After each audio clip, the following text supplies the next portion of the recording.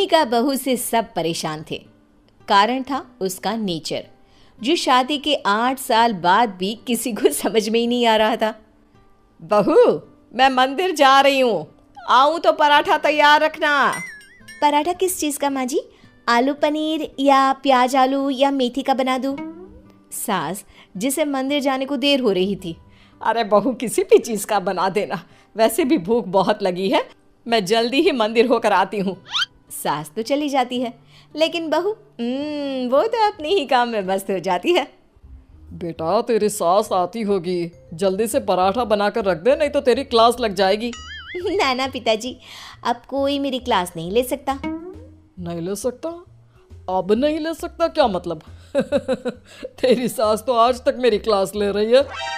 पिताजी, मैंने तो शादी ही इसलिए की है कि मुझे पढ़ाई ना करनी पड़े। क्लास लेंगी सास तो मैं नहीं रह पाऊंगी।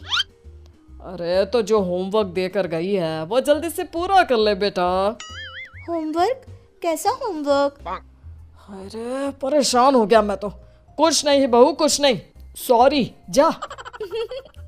माफ़ी भी मांग रहे हैं पापा जी, और मुझे पता भी नहीं कि आपने क्या गलती कर दी। खैर, जा रही हूँ मैं। आज ना अलमारी ठीक करने का काम करना है मुझे। बहू कमरे में चली जाती है कि सामने उसकी बेटी की सहेली आ जाती है।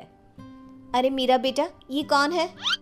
माँ, ये मेरी सहेली है मायरा, पास के सेक्टर में रहती है। अच्छा, क्या नाम है? कहाँ मिले तुम दोनों?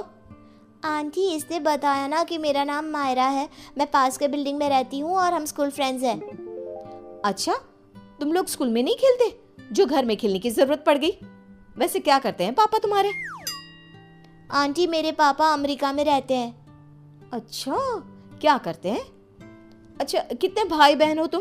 और सॉरी आंटी, मुझे जाना है।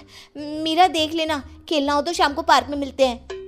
सहेली के जाने के बाद, क्या है माँ, भगा दिया ना मेरी सहेली को। अरे पता नहीं क्यों इतनी बड़ी होकर भी आप समझ नहीं पाती कि कैसे रहना चाहिए, क्या पूछना चाहिए। भगा दिया मेरी सहेली को। खैर, मोनिका का अजीबो गरीब नेचर चेंज होने का नाम ही नहीं ले रहा था। एक दिन, क्या बात है मोनिका, कहाँ जा रही हो? मैं ना ज़रा बाज़ार जा रही हूँ, थोड़ा काम है। आप बताओ, काफ़ी बिजी लग रहे हो। हाँ यार, वर्क फ्रॉम होम है ना, तो काम बहुत ज़्यादा है। ठीक है, कोई ना।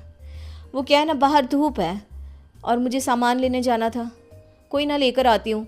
क्या होगा, ज़्यादा से ज़्यादा चक्कर खाकर गिर जाऊँगी या फिर कुछ हो जाएगा। अरे नहीं नहीं, लाओ लाओ, क्या लाना है? लिस्ट मुझे दे दो, मैं लेकर आता हूँ। मोनिका पति को लिस्ट देकर किचन में चली जाती है। अरे क्या बात है, तू तो झोला लेकर निकली थी, फिर वापस क्यों आ गई? वो क्या है ना, ये बोले कि मैं ले आता हूँ तो मैं वापस आ गई। देख ले, किचन तेरा है, तू जानती है क्या है क्या नहीं है। अरे कोई बात नहीं, वो ले आएंगे ना सब, मैंने उन्हें लिस्ट दे दी है। लेकिन जब थोड़ी देर बाद पति सारा सामान लेकर आता है तो मैं चली दाल बनाने। लेकिन ये क्या, झोले से तो दाल निकलती ही नहीं।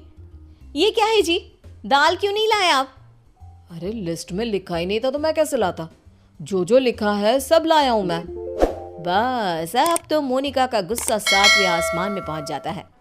अरे नहीं लिखा तो ये मतलब कि तुम लाओगे नहीं? कम से कम थोड़ा सोच ही लेते। मोनिका बड़बड़ाती वहां से चली जाती है और पति, वो तो बेचारा सर पकड़कर खड़ा हो जाता है। अब पता चला हम कैसे रहते थे सारा दिन और सारी शाम। हाँ पापा, मम्मी की आदतें तो समझ में ही नहीं आती। कल मेरी सहेली को भी भगा दिया। एक रोज तो मुझे इतना परेशान कर दिया कि मैं अपना सर पकड़ कर ही बैठ गया। अरे मेरा तो रहने ही दो बेटा, क्या बताऊं क्या ना बताऊं। अरे पता ही नहीं चलता किस पल क्या समझ जाए और क्या समझा दे। समय निकल रहा था, हर कोई मोनिका से परेशान हो रहा था। किसी के पास कोई उपाय नहीं था कि कैसे उसकी आदतों को सुधारा जाए। फिर एक रोज, अच्छा बेटा, क्या खाओगी आज? माँ, कुछ भी बना लो। कुछ भी क्या होता है? अरे बताना रानी बिटिया को क्या खाने का मन है। माँ, पालक पनीर।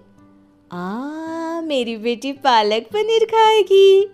लेकिन बेटा पालक तो है नहीं, कुछ और बता। माँ, बहुत दिनों से छोले भटूरे नहीं खाए। ओ, वो कैसे बनेगा बेटा? उसके लिए तो छोले भिगोने पड़ेंगे ना।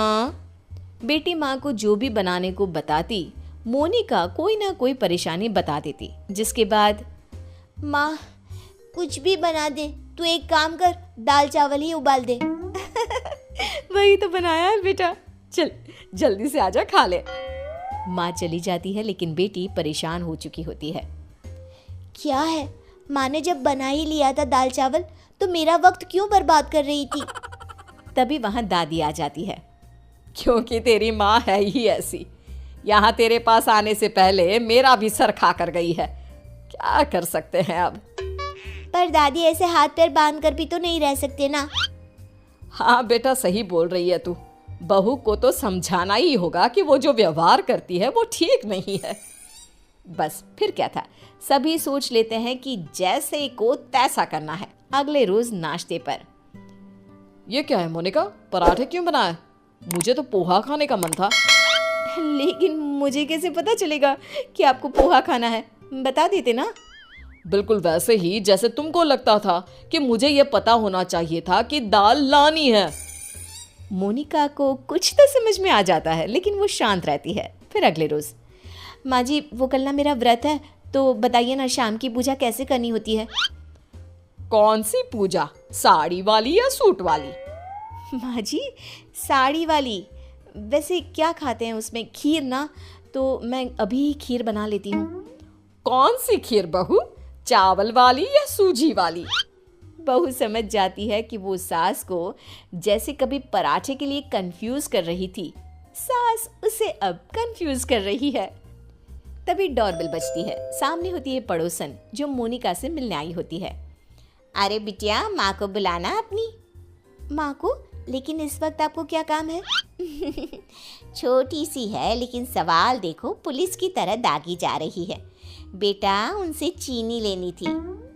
अच्छा, आपकी कटोरी में या हमारी? बेटा वो मैं लेकर आई हूँ, जरा माँ को बुला दो। कल पड़ोसन के घर क्या झगड़ा हुआ ये भी पूछना था। ये क्या बात हुई, किसी के घर के झगड़े को डिस्कस करना? वैसे आपके पति क्या करते हैं? वो कितने बजे ऑफिस जाते हैं? और माँ जब शाम को वॉक पर जाती है तो क्या उस वक्त आप लोगों की बात नहीं होती? मोनिका बेटी की सारी बात सुन रही थी, लेकिन जैसे ही वो बेटी को कुछ कहती, पड़ोसन उल्टे पैर भाग जाती है। माँ, मीरा, मैं समझ गई हूँ कि मैं क्या गलती कर रही थी। मुझे माफ़ कर दीजिए प्लीज़।